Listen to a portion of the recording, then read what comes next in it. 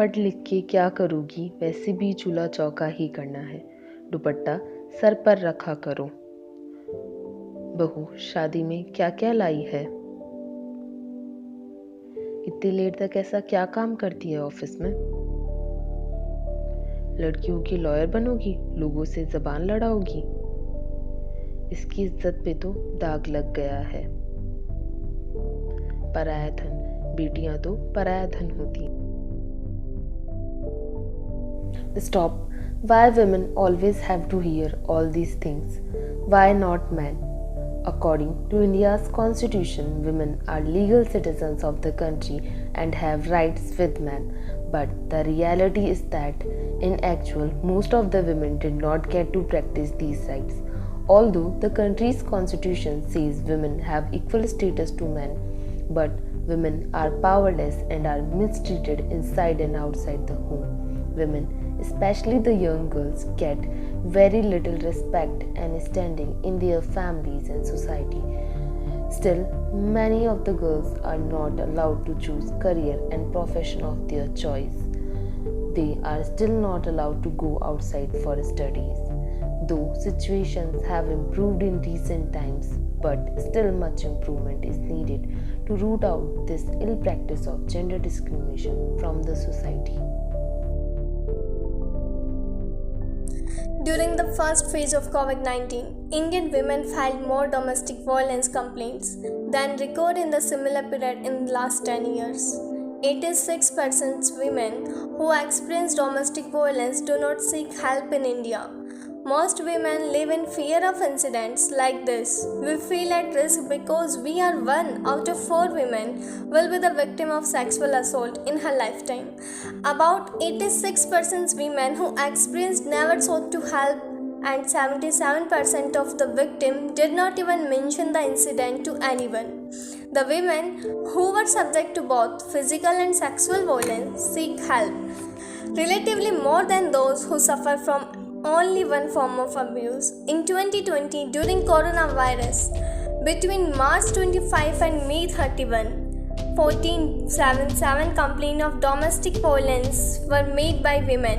This 68 days period recorded more complaints than those received between March and May in previous 10 years. If we remove consent from sex is rape. Rape is forced and unwanted. It's about power, not sex. A rapist uses actual force or violence or threats of it to take control on other human beings. Rape is crime whether the person committing is a stranger or an acquaintance or a family member. 8 out of 10 rapes are committed by someone known to the victim. 19.5% rape committed by stranger, 33% committed by current or former boyfriend or husband. 6% rapes committed by more than one person, victim can't remember them. Only a third of all rapes are actually reported. In India, there is no strict law for rape. IPC Section 375 discuss about rape. Section 376 talk about punishment in case of rape. But in Indian law, no provision for capital punishment. If there is strict punishment in Indian law, so threat of punishment increase in mind of criminal and surely the crime of rape decrease. It's time to wake up. It's time to stop domestic violence and rape. It's time to give strict punishment to criminal. I conclude myself by saying we want to be safe, not to be raped. The perception of certain work as feminine has had a significant impact on women, both at home and in the workplace. Often feminine jobs regulate women to positions where they earn less money and are less likely to become management than their male counterparts. In addition, at home women are still chiefly responsible for managing the household and child rearing. Women face discrimination in every aspect of their life, whether on workplace or in household. Gender discrimination can take various forms in the workplace and the law applies to both men and women. Generally, gender discrimination is when a corporation treats an employee differently because the individual is a man or woman.